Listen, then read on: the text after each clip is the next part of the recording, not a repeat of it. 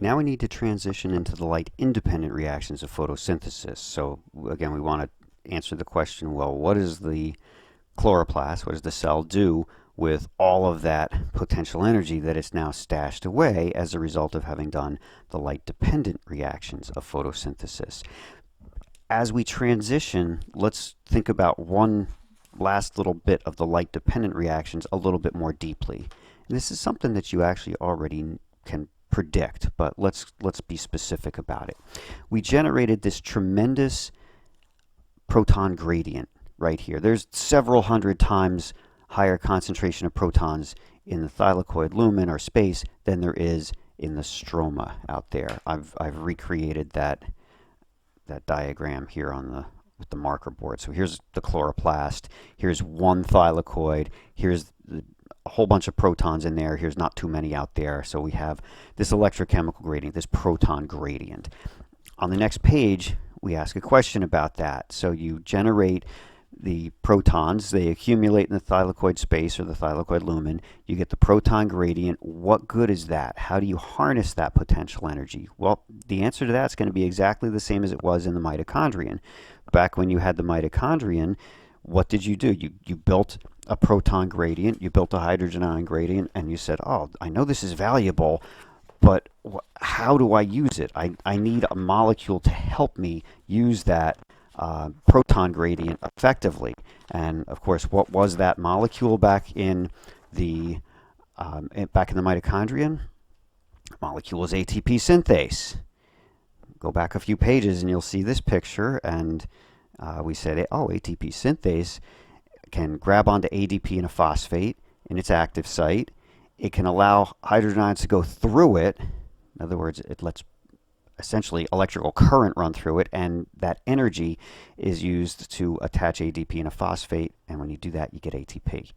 Well, you've got the same possibility right here. You can do that if you want. It just requires that you have ATP synthase, and guess what? Thylakoid membranes also have ATP synthase molecules, just like intermitochondrial membranes. So, not a problem. All you have to do, I'll draw this in here. Let's say that this is an ATP synthase molecule. Hold on. Here's an ATP synthase molecule. We'll draw it like this. That's ATP synthase. They really are that shape. There's sort of this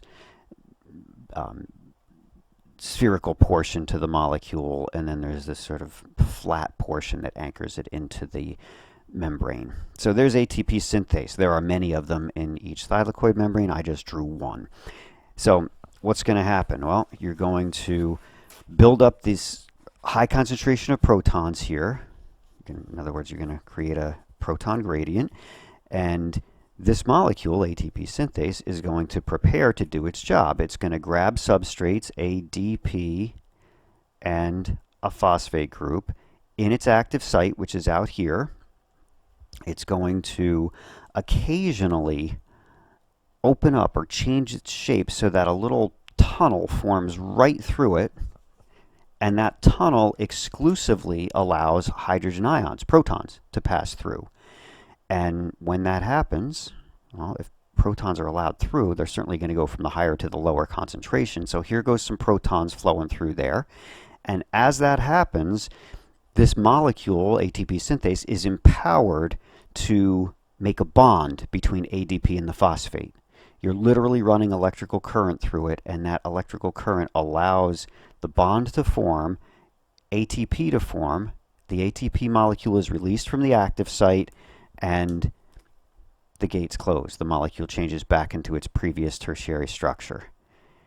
And then it'll pick up another set of these. And then this will open up again, and more protons will flow through, and this will happen again and again and again and again, as long as there's a gradient to power this. Now, when this was going on in the mitochondrion, the recharging of the gradient was happening because of the electron transport chain. When it's happening in the chloroplast, the gradient's being recharged by the splitting of water, which ultimately is being triggered by sunlight, by the light-dependent reactions of photosynthesis. So you can say that directly the energy to make the ATP in this step is happening because the proton gradient is powering it, the proton motive force, the movement of the protons. But how did that gradient get built? You can take a couple steps back and attribute it to the fact that sunlight was harnessed. So if you look at that previous picture just one more time, you'll see that we've really maximized our ability to extract energy from this sunlight. We got some ATP made directly. We got some NADPH made. We got a proton gradient made, which, if you do what we just drew, gets converted into even more ATP. So I made ATP, even more ATP, and NADPH. And now we're embarrassingly wealthy now. If you're the chloroplast, you've got all this potential energy here and here, and you want to spend it on something. You've got to do something with it. That's what the light-independent reactions are all about. If you recall from 2 videos ago, I said the light-independent reactions are sometimes referred to as the Calvin cycle. So I'll let you guys fill this in. You know what the answer to this is. But so the light-independent reactions now, also called the Calvin cycle because the person that figured out how they worked was named Melvin Calvin, and so they named it after him. The reactions that you're about to see occur in the stroma of the chloroplast. So it's going to be in this compartment out here in the liquid filling, so to speak. This is an aqueous solution. And the purpose is to generate carbohydrates, to generate reduced organic molecules, molecules that serve as food for not only the plant's own cells, but for anything that eats that plant, or anything that ate that plant, and so on. So this is all about ecological production of food. So here's our question yet again. ATP and NADPH generated light-dependent reactions. It's abundant. What do you do with it? You use it to power the steps of the Calvin cycle. And you can redraw a chloroplast. You can throw any pictures or notes that you want in this space. That's why I left the space. But just a quick reminder, you have known this since the second week of the semester, I believe, when we covered carbohydrates. If you want to build a carbohydrate, what 3 elements do you need? What kinds of atoms do you need? Well, you need carbon, you need oxygen, and you need hydrogen. That shouldn't be a surprise, but let's write it down anyway. So here's our challenge. You're the chloroplast. You need to get your hands on some of this, some of this, some of this, and then use all that energy that you've stashed away during the light reactions to attach these to each other. And if you attach these to each other, you got a carbohydrate. Perhaps glucose as an example. That's certainly a carbohydrate. So let's watch this happen. If you're using the Campbell textbook, you'll see this is in chapter 10, you'll see that they give a diagram that looks something like this. And other textbooks often do as well. They draw these 3 arrows. I'm going to stick with that because I think it's an effective way to describe the overall purpose of the Calvin cycle. Some of these arrows down here represent more than one chemical reaction. This is actually just one, but this arrow and this arrow is a summary of multiple chemical reactions. But I don't think right now it's important to get into the hardcore details of each of those reactions. It's important to talk about this process in phases. So we'll talk about phase 1, phase 2, and phase 3 of the Calvin cycle. Again, just like we said on the previous page, you've got the energy, but you need to get the building blocks, the raw materials to build a carbohydrate. 2 of those 3 building blocks, specifically these 2, can be easily acquired from your environment if you're this green plant.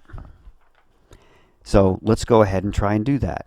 If you're this green plant, whether you're living in a dry environment, whether you live on land or whether you live in water, you are surrounded by an environment that contains carbon dioxide.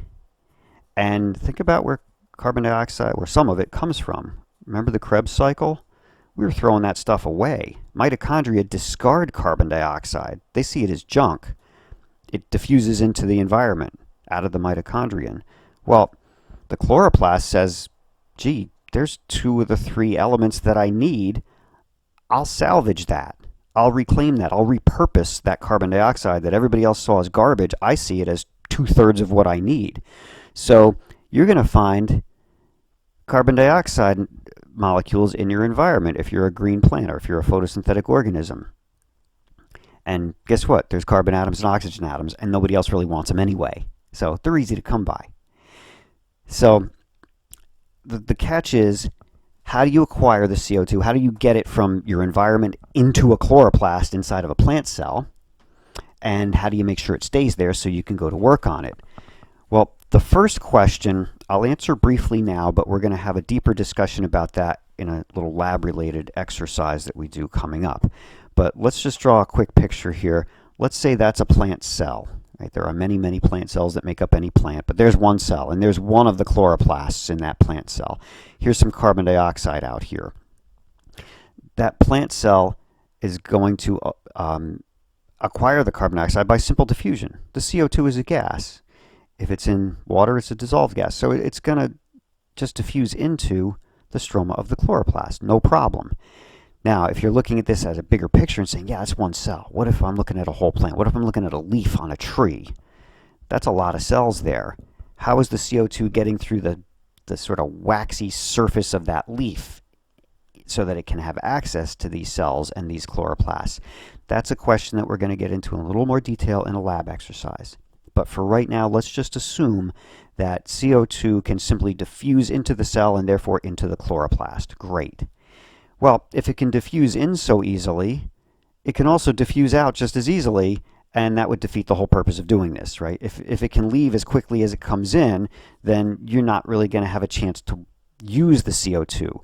What you want, if you're the chloroplast here, you want the CO2 to diffuse in and to stay there so that you can do something with it, so that you can use it to help build carbohydrates.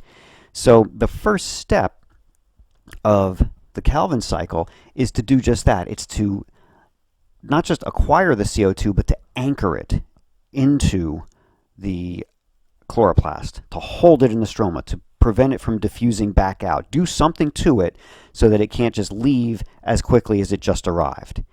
That process is called carbon fixation. You're fixing, not fix as in repair, but fixing mean you're making it stay permanently. You're allowing it to enter, and you're going to modify the CO2 in some way so that it stays there and it can't diffuse out.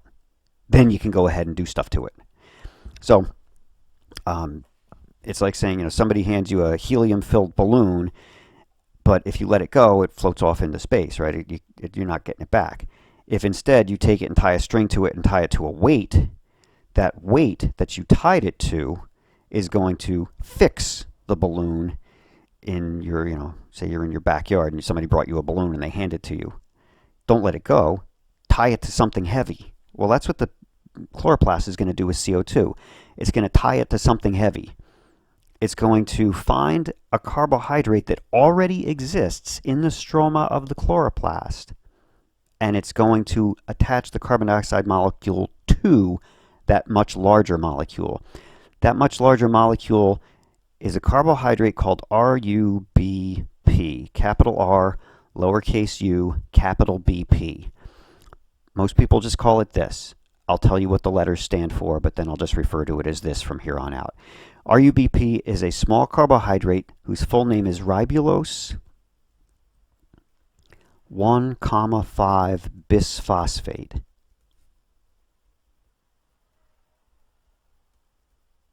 But for obvious reasons, it's a lot easier to write RUBP, so that's what most people call it. So a little bit about RUBP. It's a molecule, like I said, it's a small carbohydrate. It happens to contain 5 carbon atoms. It already exists in the stroma of the chloroplast. And you may very correctly say, well, where did it come from? I'm going to tell you that later. But assume for the moment that there's plenty of RUBP molecules floating around in the stroma here. Here's what they do. I'm going to get an RUBP, and I'm going to attach it, covalently bond it to a carbon dioxide molecule that just showed up. So here's my balloon, here's my anchor, my weight. I'm going to tie them together with a string. This is phase 1. What does it look like? What do I get as a result of this? Well, I'm going to draw this rather than name a bunch of chemicals, which I don't think is terribly important right now. This one is, but some of the others, I'm not going to worry about getting entangled in names. I'm going to draw this cartoonishly. I'm going to say, okay, RUBP, it's a carbohydrate. It happens to have 5 carbon atoms. So I'm going to represent carbon atoms as these little squares rather than drawing the whole structure of the molecule. So here's 5 little squares attached to each other with covalent bonds. There are oxygens and hydrogens attached to these carbon atoms because that's what carbohydrates are, right? This is a carbohydrate. And remember, what makes a carbohydrate valuable is the hydrogen atoms that it contains. And this is a valuable reduced carbohydrate. I'm going to shade in each of these boxes. My shading in the box indicates that there's at least 1 hydrogen atom attached to each of these carbons. In other words, that my shading in these boxes indicates that this is a highly reduced molecule. It's a molecule that has a lot of hydrogens. It's valuable. Carbon dioxide has a carbon atom. Let's draw a square for the carbon atom. But it has 0 hydrogen atoms. It's completely oxidized. So while it has a carbon, it's energetically not valuable. That's why it got thrown out during the Krebs cycle in the first place. It wasn't valuable anymore, right? But the plant sees potential in it. It says, nobody else wants this, but I can see I can make that valuable, even though it's not valuable right now. And here's phase 1. Here's step 1 in making that happen. So you're going to take this reduced valuable carbohydrate that's 5 carbons long. I'll put 5 carbons in parentheses here. Attach it to a carbon dioxide molecule that's 1 carbon, but an oxidized carbon. I didn't shade it. That means it's oxidized, not reduced. No hydrogens. I'm going to attach them to each other. That's going to give me a 1, 2, 3, 4, 5, 6 carbon carbohydrate. Here's the 5 carbons that came from the RUBP. I'm going to shade them in again. And here's the carbon that was part of the carbon dioxide. So I've now got a 6 carbon molecule. So I made this molecule bigger by 1 carbon atom. Did I make it more valuable energetically? No, because I didn't bring any hydrogens into the picture, and it's the hydrogens that are valuable. It's the reducing power that's valuable. I made it bigger, but not better. I'm going to make it better in the next phase. But I have to do this first. So by attaching the CO2 to the RUBP, it can't diffuse out anymore. This is no longer a gas. This is CO2 is now part of a dissolved sugar, a dissolved carbohydrate molecule floating around in the stroma of the chloroplast. So I've trapped it. I've tied the balloon to the weight. It's not floating away anytime soon. I accomplished my job. That's carbon fixation, or carbon dioxide fixation if you prefer. It's a single reaction. I need to have RUBP ahead of time. I'll tell you why I'm not worried about that. I need to have access to carbon dioxide. That's never a problem. That's laying around out there in the atmosphere because nobody else wants it. And I do this reaction. I also need an enzyme. I'm not going to name too many enzymes here, but this one I am going to name because it's important for a little discussion we have later on. So the enzyme that catalyzes the reaction that you just saw, its name kind of makes sense. It's called RUBP carboxylase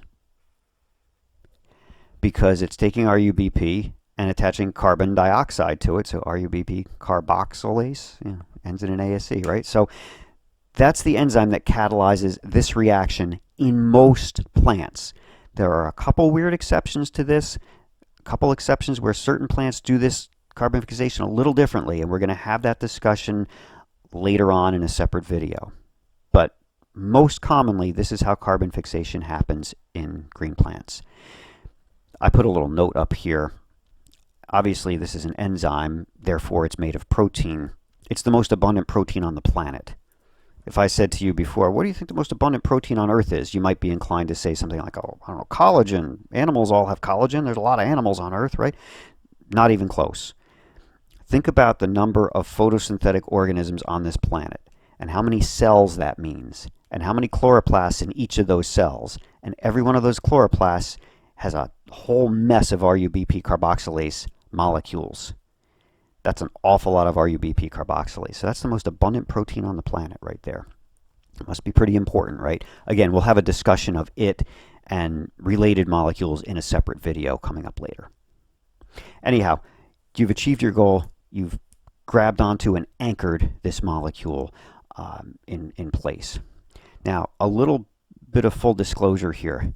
This 6-carbon molecule is actually pretty unstable, and it will, this is relevant to a later discussion, it will break into 2 3-carbon molecules later on. But for the moment, let's just stick with the story as I've got it drawn here. So I've got a bigger but not better molecule sitting in the stroma of the chloroplast. I'd like to make this molecule more valuable than it is. I'd like to infuse value into it. By that I mean I'd like to reduce that carbon atom so that all of these are reduced and not just 5 out of 6 of them. That would make this not only bigger than RUBP, but better than RUBP. So, how do I reduce the thing? Well, I need hydrogen atoms. I also need energy to attach those hydrogen atoms to that carbon. This next phase, phase 2, is a series of chemical reactions whereby both of those things are achieved. I'm going to get my hands on some hydrogen atoms, and I'm going to get my hands on some energy source. I'm going to use that energy to attach those hydrogens to that carbon right there. I'm going to wind up with then a highly reduced 6-carbon carbohydrate instead of a not quite as reduced 6-carbon carbohydrate. Well, where am I getting the energy from to attach hydrogens to that carbon? Well, that's easy. I did the light-dependent reactions. Even though the sunlight doesn't shine on me 24 hours a day, I do enough of this while the sun is up to generate tons of ATP, both here and by using the hydrogen ion gradient with ATP synthase. I've got more ATP than I know what to do with. So I'm going to spend some of that ATP. You say, oh, use the ATP, break it apart. When I break the phosphate off of the end here, I get lots of energy. There's my energy source. My leftovers are ADP and a phosphate group. So I have no problem paying for the attachment of hydrogens to that carbon. I just need the hydrogens. Where am I getting them from? Stop and think about that. Where can I easily get my hand on some hydrogen atoms? Because that's what I need to attach to this to reduce it. Whole hydrogen atoms. I need a quick, easy source. Well, what about this molecule? Way back in the light-dependent reactions, I added a hydrogen to NADP. But remember the good thing about these coenzymes? I can give them hydrogens when I have them available, but then when I want them back, I just say, hey, give me a hydrogen back, and it will. So I got a bunch of these stashed away. So I'm just, and remember, they're in the stroma, right? That's where I'm doing the Calvin cycle. So I have a bunch of NADPHs hanging around looking for something to do. So take one of them, say, please give me your hydrogen back, and it'll say, sure, I'll give you my hydrogen. It's back to being NADP, oxidized. Where'd the hydrogen go? It's getting attached to that carbon. So I've simplified several chemical reactions just with this one big arrow here, and I've shown you some of the sidebar reactions. The net result is going to be, I'm going to take this 6-carbon carbohydrate wherein one of the carbons didn't have any hydrogens attached, and I'm going to make a 6-carbon carbohydrate wherein everybody's got some hydrogens. I'm going to shade all 6 of these in, and let's do that. In other words, I have reduced the carbohydrate. Specifically, I've reduced the carbon atom that used to be part of the CO2 molecule. So I make it bigger, then I make it better. That might be glucose, right? Glucose is a 6-carbon carbohydrate. That might be fructose. Fructose is an isomer of glucose. Maybe the cell makes some glucose and polymerizes it and turns it into cellulose or starch. Some plants are going to take these carbohydrates and rearrange them even further and turn them into fatty acids. That's another useful reduced molecule. Depends on the plant and what it needs to do and what it prefers to do. The point is, I've got highly reduced molecules, let's say a carbohydrate for this example, and I'm going to store some of that. I'm going to use some of it. It's beneficial to me as the plant. I need food, right? But I don't have a digestive system. I make my own food. I make my own carbohydrates. I don't have to get a digestive system. This is how I make them. As far as my ecological role, things that eat plants are now going to eat the cells that contain this chloroplast and therefore this molecule. And you're going to say, oh, that's great, highly reduced molecules, fantastic. You took carbon dioxide that I, an animal, threw away, and you built it back into a useful, highly reduced molecule, such as a carbohydrate that I, an animal, will eat.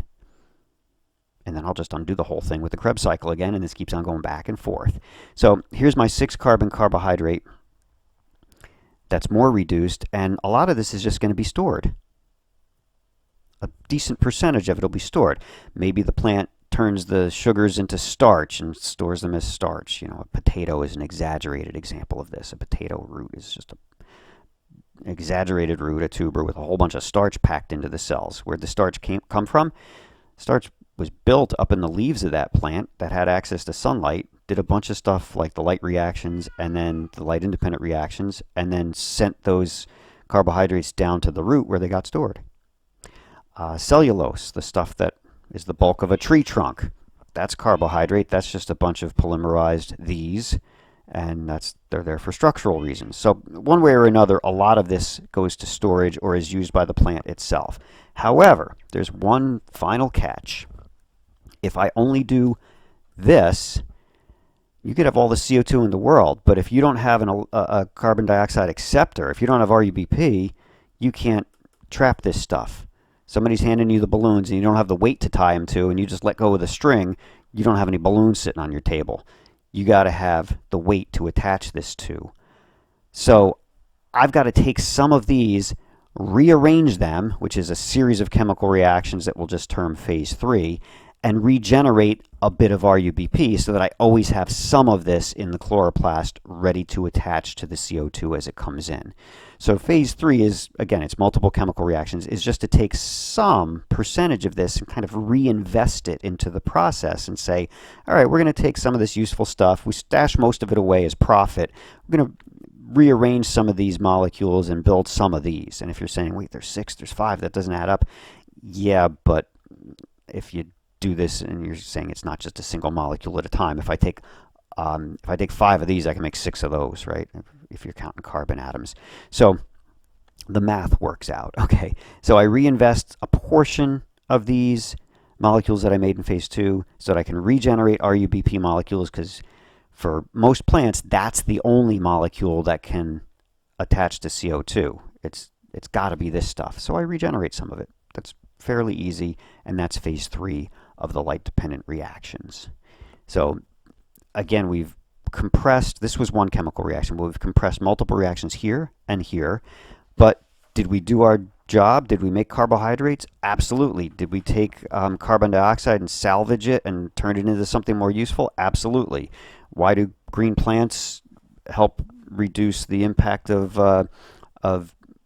man-made CO2? Because they're grabbing CO2. They don't care where it came from, and they're turning it into sugars or turning it into starch or turning it into cellulose. They're getting it out of the atmosphere as a gas and turning it into a solid, and that's beneficial.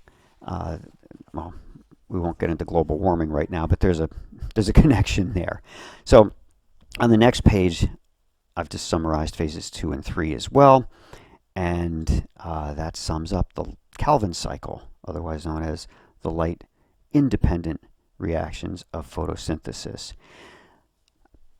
This question down here is something that we're going to discuss in a future video. It relates to what I said earlier when I told you there are some plants that fix their CO2 a little differently than this, but I'll leave that to a separate discussion. So please kind of think about this, digest it, come up with any questions that you might have. Once you have this concept stashed away, marry it to the light-dependent reactions, and you see how they connect. If I didn't do the light-dependent reactions for at least part of the day, I wouldn't have this, and therefore I couldn't do the light-independent reactions all day. As I said in a previous video, light-dependent reactions only happen when there's sunlight. Light-independent reactions, the Calvin cycle, happens 24 hours a day, 7 days a week, because there's no light involved in this directly. Now, of course, if I put a plant in complete darkness for a long period of time, yes, it will run out of ATP and NADPH, and then it won't be able to do this and it'll die. But, you know, your house plant can sit in the dark overnight and not die. you put it in a dark closet for a couple of weeks, it's going to be dead. So, but obviously these two processes relate to each other. So think about how they connect. Think about what you're doing in each one and why you're doing it, and come up with any questions. I'd be glad to talk about it with you.